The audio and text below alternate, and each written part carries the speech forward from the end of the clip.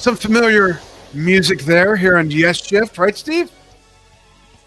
Yeah, so that's Dan, my dad, I'm Steven, and we are joined again by Billy Sherwood. How's it going, Billy?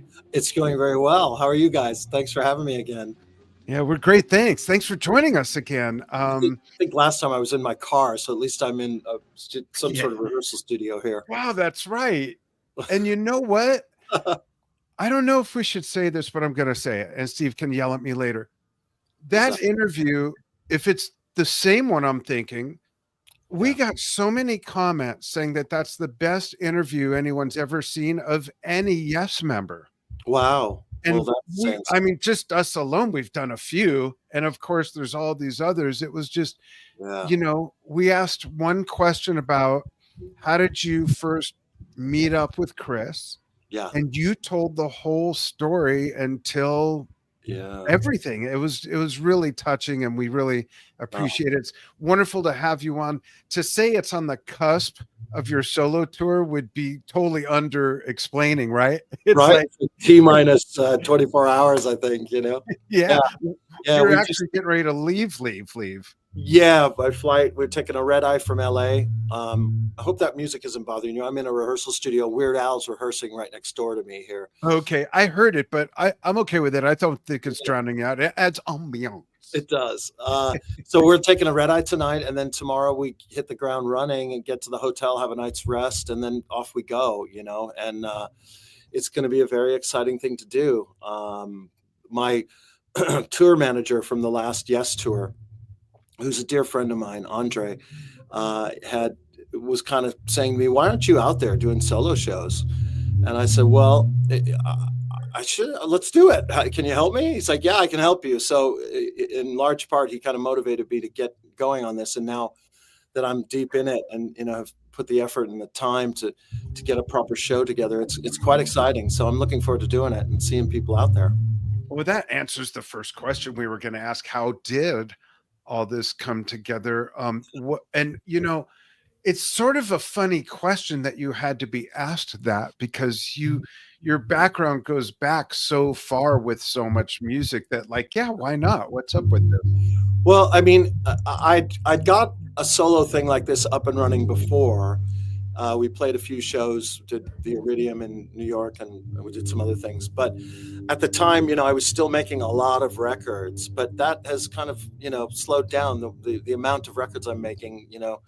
I've got a lot of time spent with Yes in the studio and also on the road, but I still have had free time enough to do things. And I thought, why not? Let's get this going, because it was so much fun to do.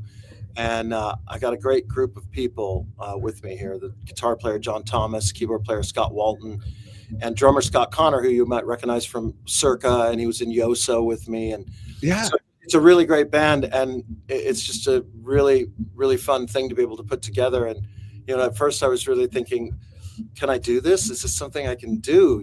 And then I just kind of thought about from the beginning of my career until where I am.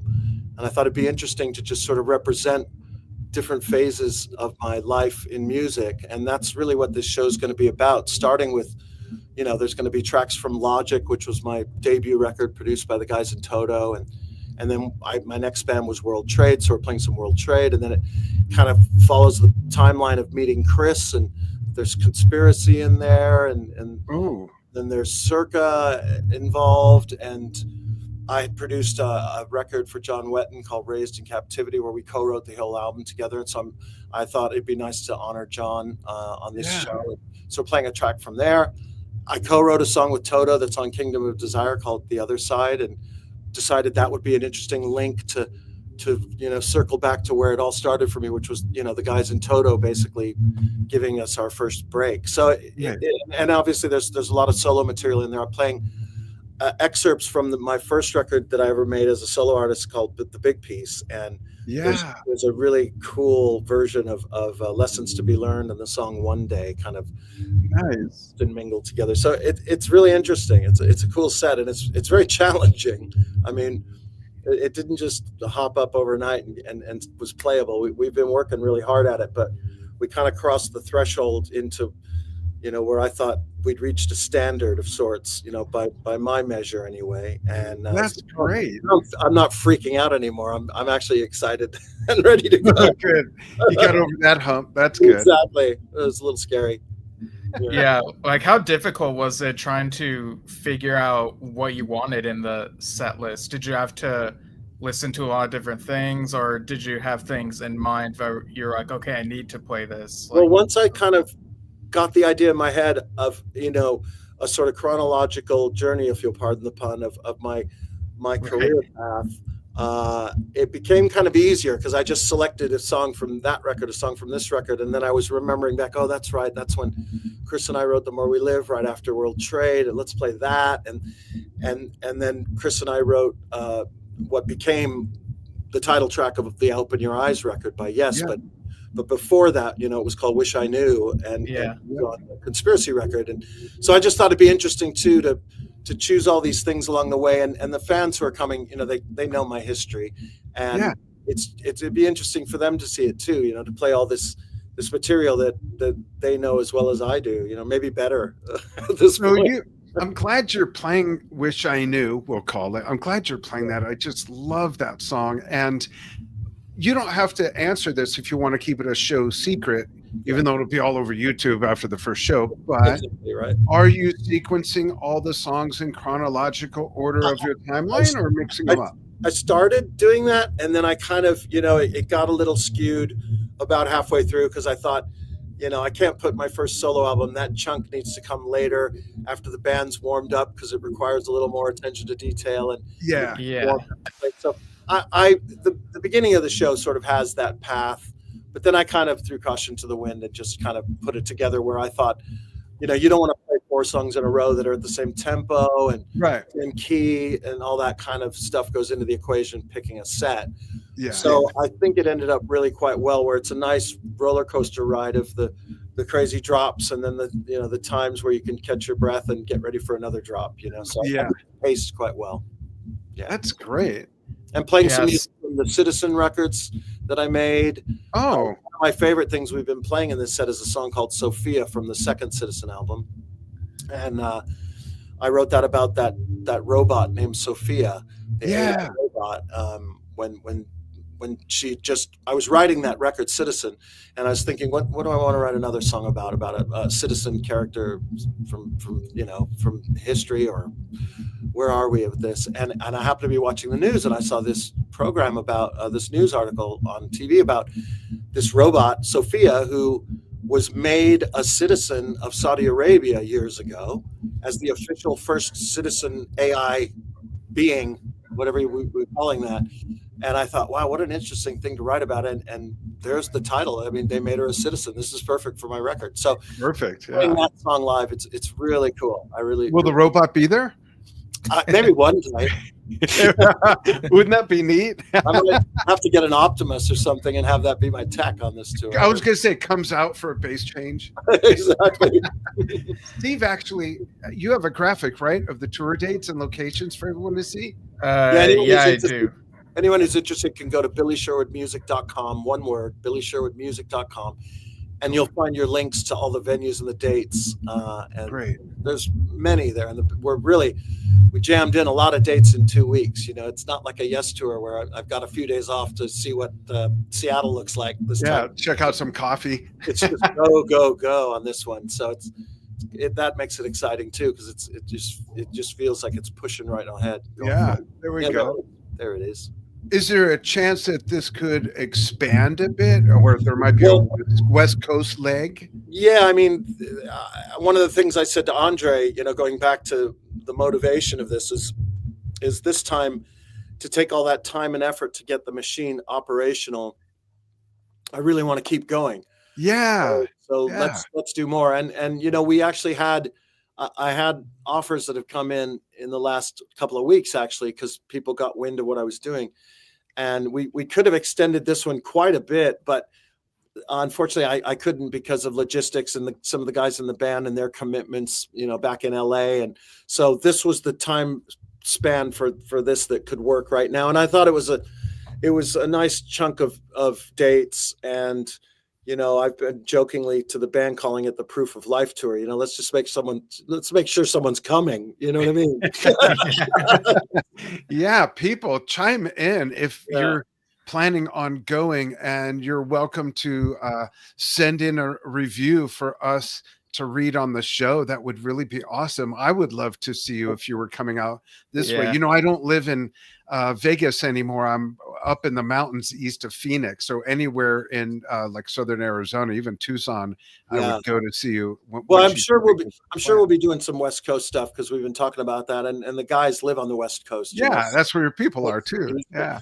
One of the shows, I'm excited about doing all the shows, of course, but the interesting one of the lot here is the second show we're doing at EMIAP. And we were going to ask you about that. What's that all about? Well, we're going to film the show, Okay. and there's a small little audience that's going to, be there watching us doing what we're doing. And then they're going to, once they put it together and mixed it and got all their stuff together, they're going to stream it as a concert from there. So people will be able to see everything we've kind of put together here via that particular venue, which I think is really cool, really special. And what kind of time lapse will there be between the time that happens and when they that I stream it? don't know. I mean, I haven't really gotten into the technical sort of logistics with the guys there, but I know we're spending 2 days there in the studio. They have a nice studio to work in, 4-camera shoot, pro audio, and all that stuff. And one of the things that I've done with Circa when we toured, and with Yoso when we were touring, is I'm a control freak as far as audio goes. So I want to know what we're going to sound like. And that's difficult when you're standing on a stage, right? And someone's telling drum sounds great. I don't know if I buy it until I hear it. So I actually go about it where each guy, if you can imagine, the drummer has his own console. And I have dialed it here in this studio. That's part of why it took so long to get together. I've dialed his drum sound in to this beautiful place that I think is really nice. And so when it comes out stereo to front of house, the drums, I know they're solid, so I can put my mind at ease with that.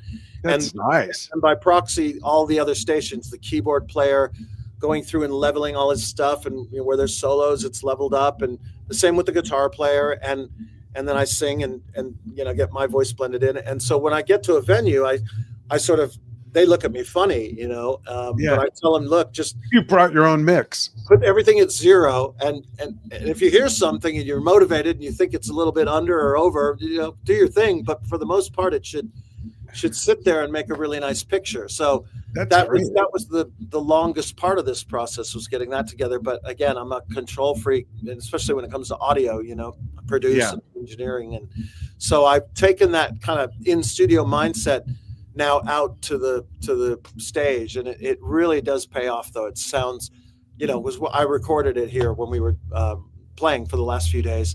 That's and it's great. Just like, to me, there were times where I'm like, is that the record version or is that us right now? Just let me know. Awesome. Yeah. So it's fun. It's good. So go ahead, Steve. And you can pull the graphic so we can.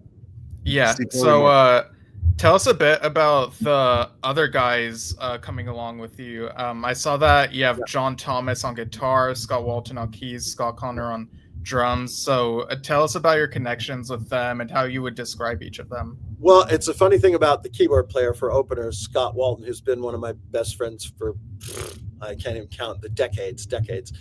I met him through Chris. Chris introduced me to him in 88, 89 when we first met. We crossed paths with talking about keyboard players, and he said, I have a friend who owns a rehearsal studio, and he's a really good keyboard player. You should meet him. And I said, oh, okay, who's that? And he said, well, it's Scott Walton. I'll introduce you. And we became fast friends. And Scott was the second keyboard player playing additional stuff on the Conspiracy Live DVD with Chris. Okay. My brother was playing keys as well.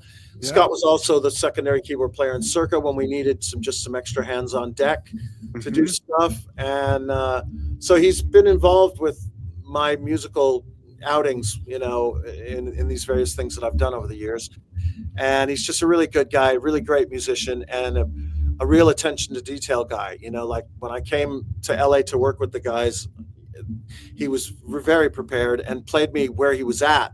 And I said, how did you get those keyboards to sound exactly like the record? How are you doing this? You know what I mean? So he's bit of a sort of techie wizard in that regard, and I'm happy about that because it just brings it closer to the album, and it just makes it pristine and beautiful. So Scott's there. He's amazing. You'll see That's him. great. And Scott Connor, the drummer. Wait, give us a fun fact about each person as you go as well.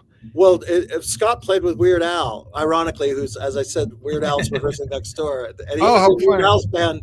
When I met him, he was working with Weird Al. Okay, tell Bermuda I said hi, and I'll be giving him a call to come on the show again. Okay, I will do. Do. They just gave me an invite to come in there. I'm like, are you sure? It's not going to be all right. They're like, yeah, come on. That's great. I'll mention that. Scott Connor, the drummer, it replaced Jay when Jay went off to join Asia with John Payne and Jeff. Right. I needed a drummer, right? So Tony and I, wanting a great drummer, we're like, wow, what do we do now? So just so happened that night I had tickets to go see some friends of mine who play in a Genesis tribute band, and they were really quite good musicians and really playing Genesis at a top level. And David Hussey was the lead singer, who's a friend of mine. I produced one of his records. Anyway, we go to see it. Yeah, and Dave calls me. He's like, you want to come see the show? I'm like, sure. So we go to this gig. Tony and I are sitting in the back of this theater in Hollywood, North Hollywood, and the show starts, and immediately I'm like, wow, this drummer is fantastic, right? And I look over at Tony, and it's really loud, and I kind of, hang on. If it's for me, I'm not here. Sorry, I'll have to call him back. I say, this drummer is amazing, right? And I kind of mime drumming, and he goes, yeah. And then, we get about halfway through the show, and we're both looking at each other, and I'm like, he's really good, right? And I whisper to Tony, we gotta steal this guy. Hang on one second. Sorry, this is my tour manager, Andre. I'm right in the middle of Yesshift. What's up? Can I call you back?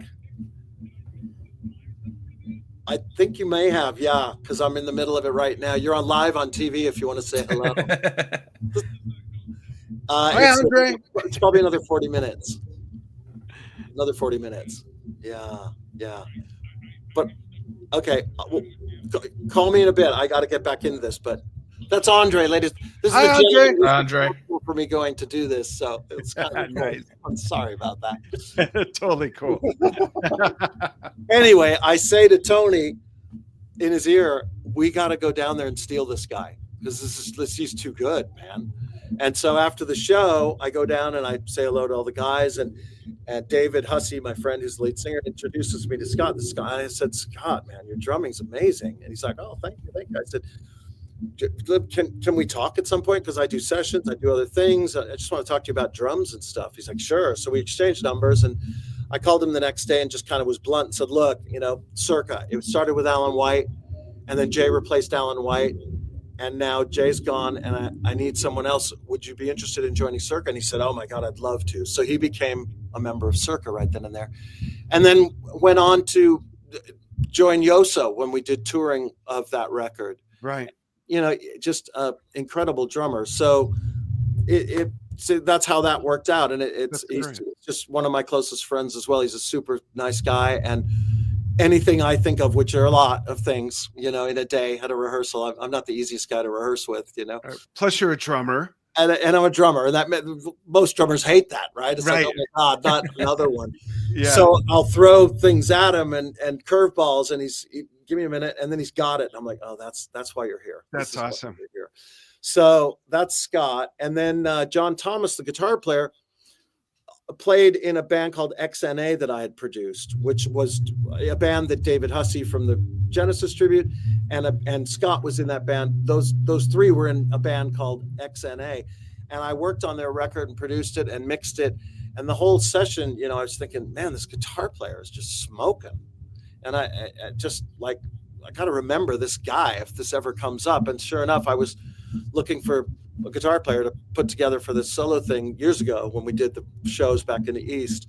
And I said, John, would you be interested? He said, oh man, I'd love to play with you. Let's go. So he's going to be here. And I think, people are just going to be floored by this guy's, not only his skill set as a guitar player, he can play anything, but he's got, for me, something that I love about all my favorite guitar players, who are more lyrical in their playing and melodic, as opposed to sort of shreddy and just scales and speed and skills.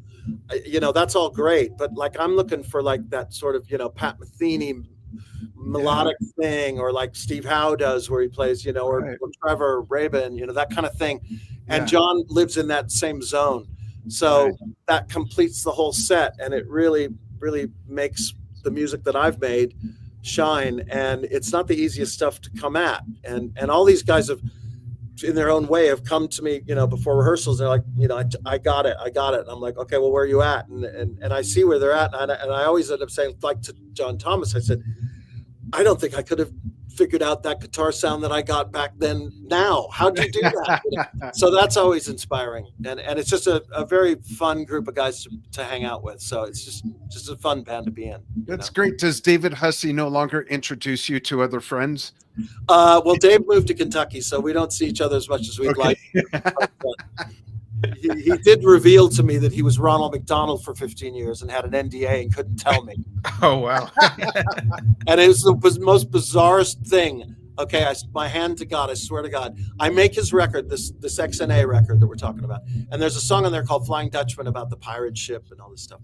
And he's an actor. He lives in LA at the time. He's an actor. So he's got a makeup artist friend of his who's got him looking like one of those dead pirates from Pirates of the Caribbean, but like nailed.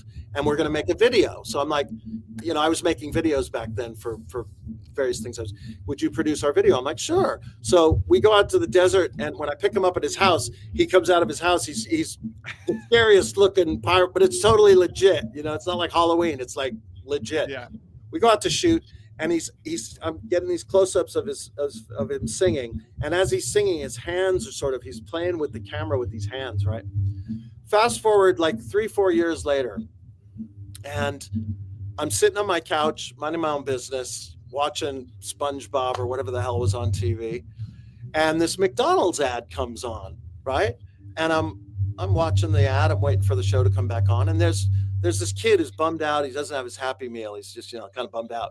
And here comes Ronald, sits next to him and puts his arm over his shoulder, and he's got his hands there, and he's telling the kid it's going to be all right. And I see these hands moving in a way that, and I hadn't thought of this for years since we finished shooting. All of a sudden, it's like, David Hussey's hands move just like that in that video. That's so weird. I got to call Dave and tell him this is too weird. You just popped into my head. So I call Dave and I tell him, watching this McDonald's ad, he's got these hand motions, man. It so reminded me of when we shot that pirate thing. And he goes, dude, I got something to tell you. I said, what's that? He goes, well, my contract's up because you remember when they canceled Ronald McDonald? Yeah. I don't remember why, though. French fries shouldn't be eaten by kids. I don't know, something like that. But, you know,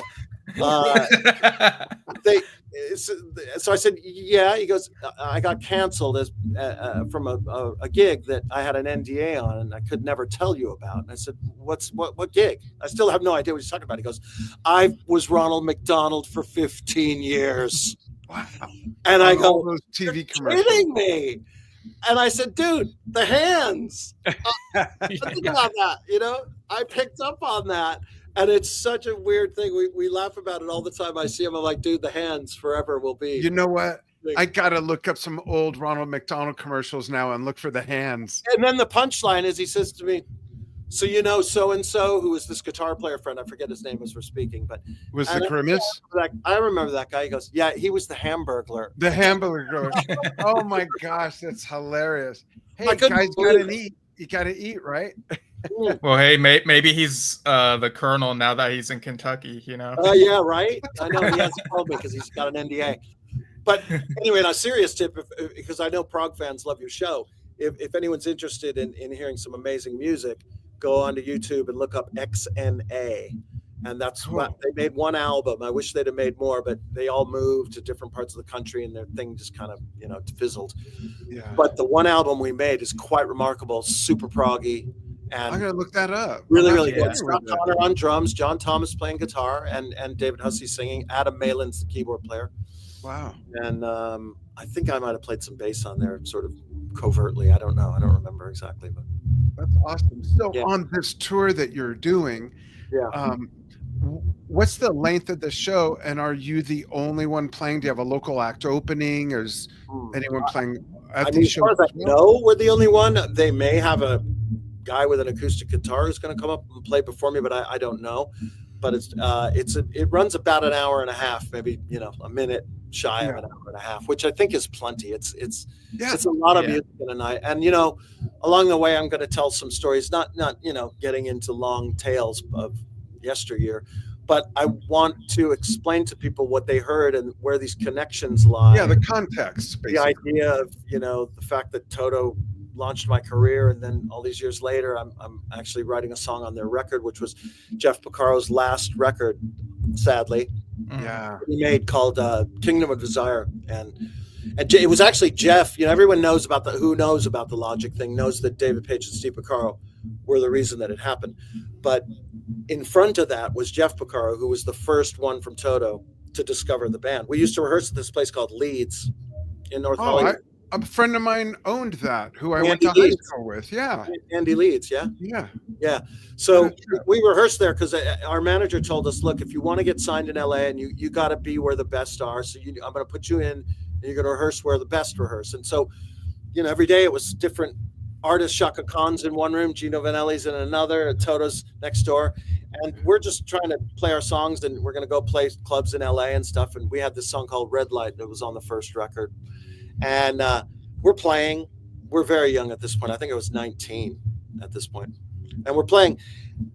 And the door swings open, and it's Jeff Porcaro, and he comes and stands in, and he just kind of stands there with his arms folded. And I was just awestruck, as we all were. So we stopped playing, and we didn't say anything because it's like, that's Jeff Porcaro. What's going on here? This is kind of weird. And Jeff goes, no, man, don't stop playing. Don't stop playing. And we're like, oh, okay. So we kick in and we start playing again. And he turns around and splits. He leaves the room. And I remember stopping the band, go, wait a minute. I don't know if a good thing or a bad thing. I can't figure out what just happened there, right?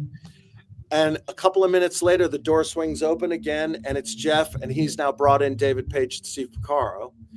And he says, play that song about the light, the red light that you guys got. And okay, we play our tune, and that became the beginning of what was our relationship with Toto, which is, those guys are dear friends, Yeah.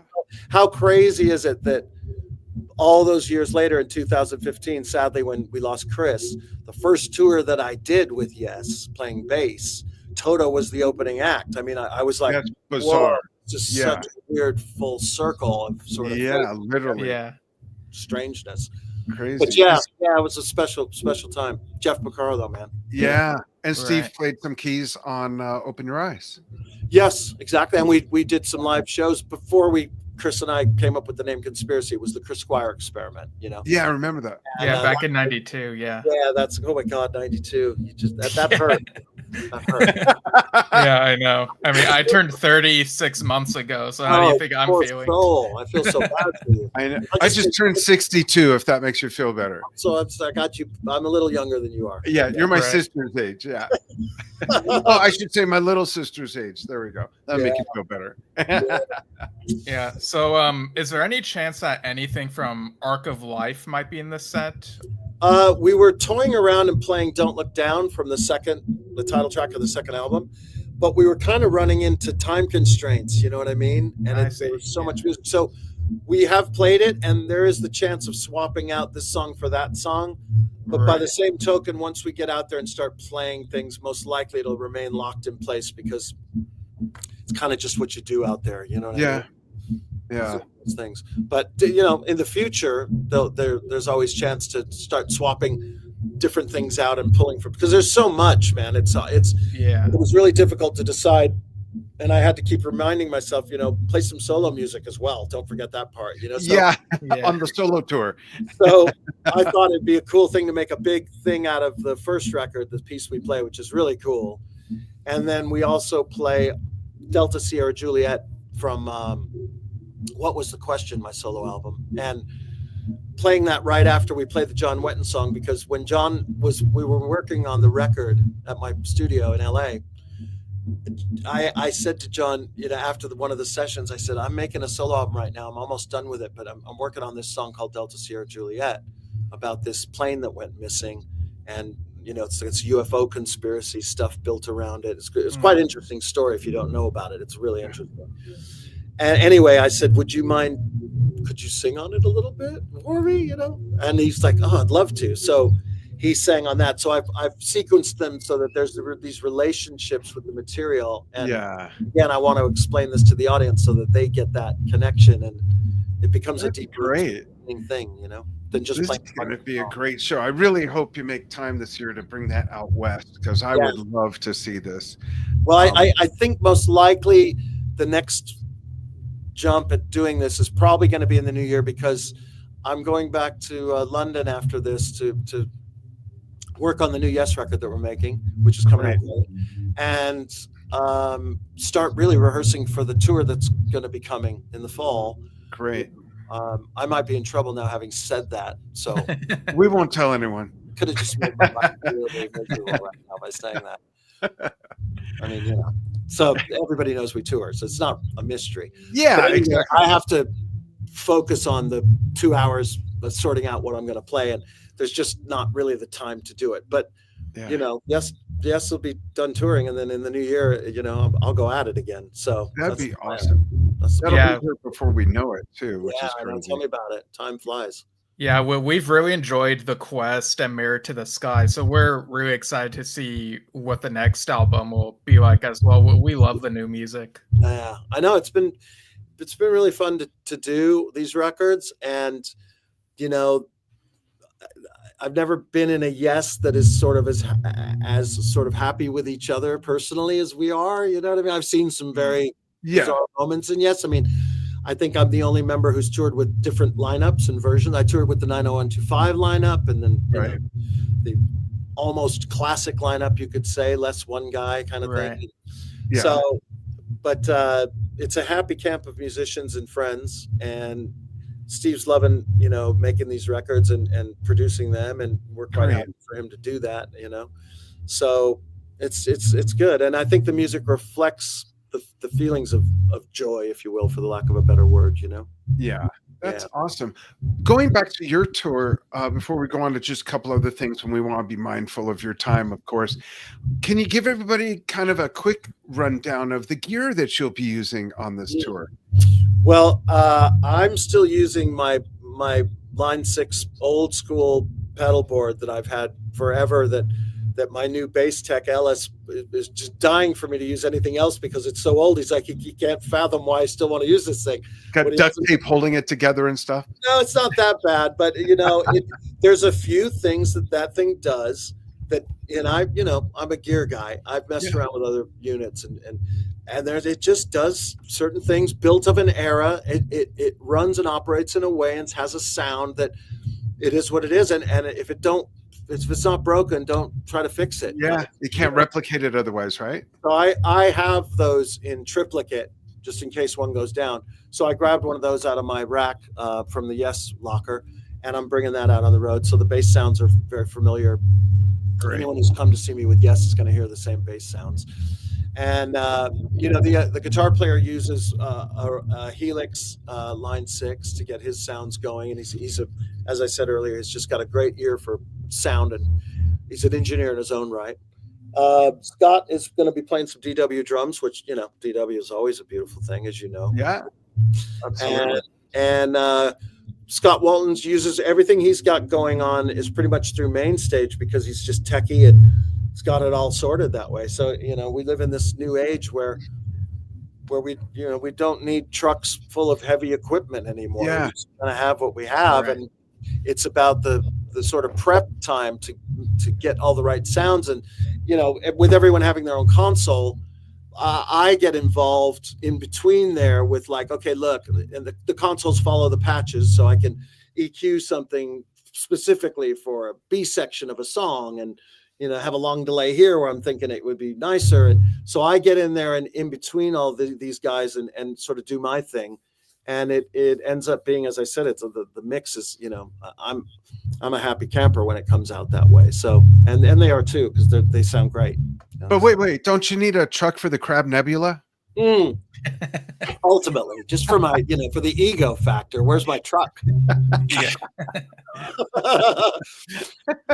I mean, we're going old school. I'm going to be the on-site tour manager driving the Sprinter van with the guys in the back. You know what I mean? I love it. Down and dirty, but it's going to be fun. I want it that way. I like it that way. I mean, with Yes, it's a different world. Yeah. I walk on stage and go, Ellis, can I have my bass? And I'm changing my own strings on this tour. You know what I mean? But I love that stuff, and I haven't done it in so long that I feel like. And I was telling the guys this last night, as I'm wrapping cables and putting my stuff away, it's like I felt like I did when I was 18, trying to get my first record deal again. It's just, and it's a good feeling at 60 to be able to still feel that. Yeah, that's awesome. Did I just say 60? No, 16. Yeah.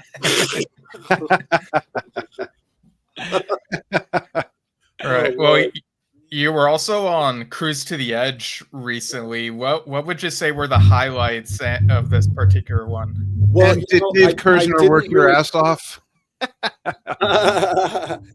Dave's a good boss. He's a mellow boss, and yeah. I came to the table prepared, as I do with anything I'm working on. I don't want to be the guy who's asking what's the chords on the B section. You know what I mean? Right. So I make my own charts, and I get ahead of the curve well in advance, because I've never been one to stand up and sit in and just go for it. It's too nerve-wracking. I got to know what I'm going to play long before I'm ever going to play it in front of people. It's just a thing. So it was fun to play with Kersner. Great to see all of the fans on the boat and mix and mingle as I do. I think I told you last time I've been made the honorary mayor of the boat by Larry, the promoter, for several years running now. So, so it's always a fun time. Other than that, to be honest, I didn't really leave my cabin much, because I'd flown in from London and was pretty whacked out from all the jet lag. So didn't really get out there to see as much as I want. I did sneak in and see Hackett for a bit, which was always amazing to see. Yeah, that's great. And, there was a few other bands that I don't recall the names of, but I just remember thinking these guys are really talented guys. I mean, that whole boat's filled with great musicians. Yeah. So you had Randy McStein on there doing stuff, and it's always a great time. It's always great. You guys should come on there and do Yesshift. Like, I know we have to do that. Yeah, it'd be fun. We got to do that live from the cabin. Exactly. Yeah, that'd be amazing. Yeah. On deck with Yesshift. Yeah. Exactly. There you go. We'll have to look into that. We will look into that for sure. Below deck. Actually. Below deck.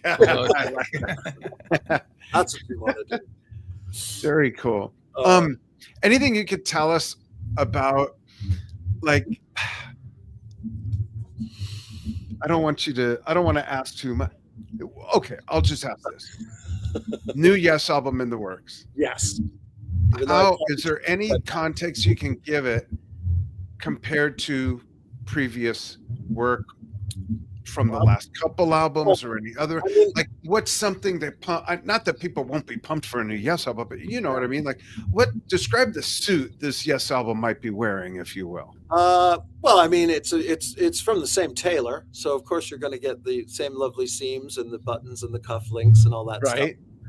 But it's just a different kind of suit, even though it's kind of from the same tailor. It's hard to describe, but I've always felt like, and I'm one of those guys about Yes outside of the band, before I even ever met anyone in the band. Yeah. It had already changed, shaped, formed, morphed into drama, into 90125, and the debate started about this one I don't like, that version I don't like, this. I've always loved it all. Likewise. Same with Stephen. The Edge, and then the next minute be listening to the Big Generator and feel that Yes vibe permeating the speakers.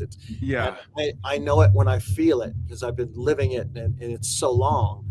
And I feel that, and that's the most important thing. And I guess the best way I could describe it is it feels like home to me. I mean, like Yes to me. It's in the right space.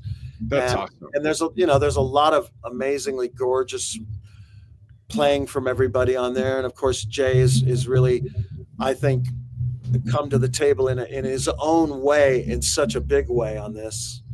but he's also honored Chris, pardon me. He's honored Alan in a way that, you know, you can tell that he loved Alan, like I loved Chris, you know. So Yeah. I'm doing the same thing, and I'm not trying to emulate Chris Squire bass lines, but I'll be recording my own thing, and as I'm playing, I'm going, oh, I bet Chris would have liked that. You know what I mean? Yeah. Yeah. So those are all over it.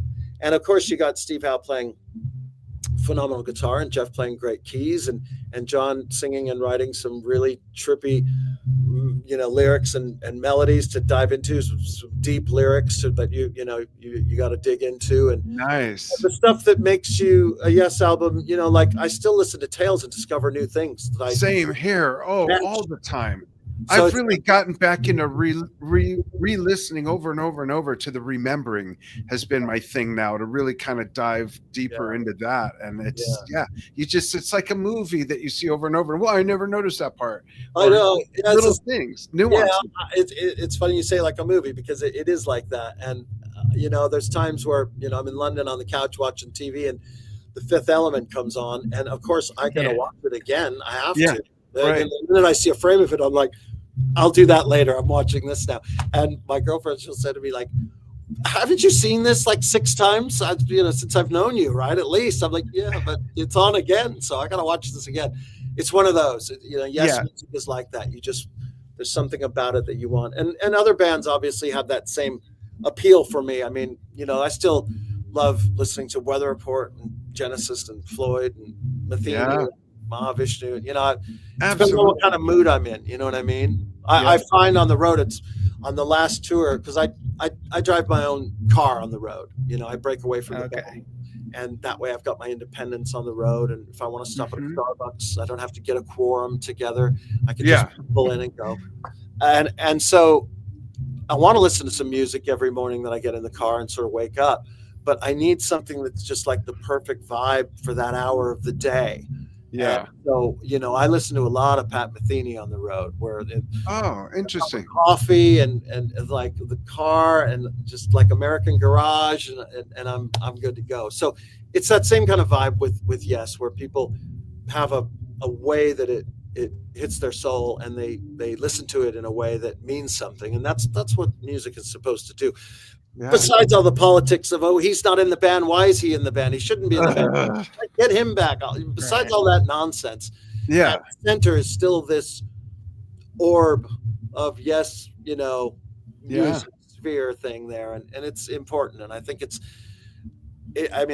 like Earth. You know, Earth has evolved, and the people on it have evolved, and it's still Earth. It's the same. Yeah, and I mean, you know, those guys predicted this long before that. And here we are, and you know, and it is going on, and it's, you know, it's operational at its maximum right now. So it's all good. You know, it's all good. Yeah. Are there any other updates you can give, like for maybe Circa or new solo album, perhaps, or any other projects? There is a Circa record that Tony and I have kind of, every time I see him on tour, I go, oh, that's right, we should finish that Circa record. He's like, yeah, we should. And then we kind of get busy in our lives. And, you know, when we were doing Circa before, you know, life wasn't the same in terms of the things that you're being asked to do and what you're being pulled on this way and that way. And so we just haven't really gotten around to it. But there's a great Circa record in the works. I'd say that's like 90% done, and we just haven't kind of come together to finish it. But we say we want to. So who knows? You know, maybe you just reminded me of that. You know what I mean? It's like that's top of mind again. Just get in the group chat now after this. Exactly. Oh, Tony. You know. Yeah. Cool. Well. Is there anyone you haven't worked with that you would love to work with? Yeah, I mean, I'm always asked that question, and I've managed to work with just about every one of my iconic heroes, including William Shatner. You know what I'm saying? Including William Shatner. It's right. Yeah, ponder the mystery. Yeah, I've ticked a lot of boxes, but I've never met Sting, and I've never met Peter Gabriel. And Kate Bush. Those three, and I always talk about those three when these questions. What band were they in? Right? I have always wanted to, I don't need to say work with them, but just to meet them and say, man, thanks for all that amazing music and so many questions. I'd love to ask Kate Bush about the dreaming. I probably put her to sleep with all the questions that I have. Those are all Mount Rushmores of music right there. And so if ever those roads were to meet, it would just be another one of those amazing moments for me in my career, which I've had a lot of lucky, amazing moments and a lot of fate and destiny and all that stuff, obviously, as we sit here, but those are the big three for me. And they always come up as the big three, That's awesome. Yeah. Well, folks, catch Billy on tour, BillySherwoodMusic.com, right? Yes, please. You can see all the info, all the dates, and we're going to be reposting this. So if you've just watched it for the fourth time, that's why. And thank you very much. But we're going to keep reposting this and the segment about the tour itself, because we'd love to hear that the place was just overflowing and they had to remove the roof to put more people in there. Right. It's going to be a great show from the way you described it. I hope so. I mean, I was joking with the band last night because we're all in ears, And so the song's finished, and I tell him, I kind of want to see the show paced, and I'm going to speak a little bit here. So don't stop the recorder. Just let those couple of minutes roll by that I'll be talking so I can get a sense of how long the show is. So just jokingly in one of the gaps, the boom, song ends. And I said, I just want to thank you three people for showing up tonight and coming to the show. Well, hey, people should attend multiple shows and see if a song gets swapped out here and there. Yeah, you might get that lucky swap. Absolutely, get that Arc of Life song. I mean, I have faith that people will come, and I hope they do, because they really would enjoy this show. It's quite unique, and if you're at all a fan of the things I've done, and you've bought any of the records that I've done, you're going to be very, very happy coming to this show. Oh, that's awesome. And I want to mention this. I'm just going to spill the beans right now. Sure. Because we're live and there's not much anyone can do about it. That's right. So, except Steve, and I think he'll be cool with this. So, folks, Billy has agreed to do a live Q&A session in our Drum Talk TV Brilliance membership site. And a great time to do this would be after the tour. You could fill us in. How did it go? And on the cusp of you now getting ready to leave and work on the new Yes album, there'll be a lot to talk about. Yeah. And Billy's had such an amazing career as a musician, a lot to ask him about. And I've been keeping track, and I'm pretty sure that you, Billy Sherwood, has worn more hats than any other person in the Yes universe. You've written songs, you've performed, you've recorded, you've mixed, you've mastered, you've produced. You've I heard that thing about the toilet plunging that one time, and then the tap dancing, and the hot dog eating contest with Alan White. So you've done so many different.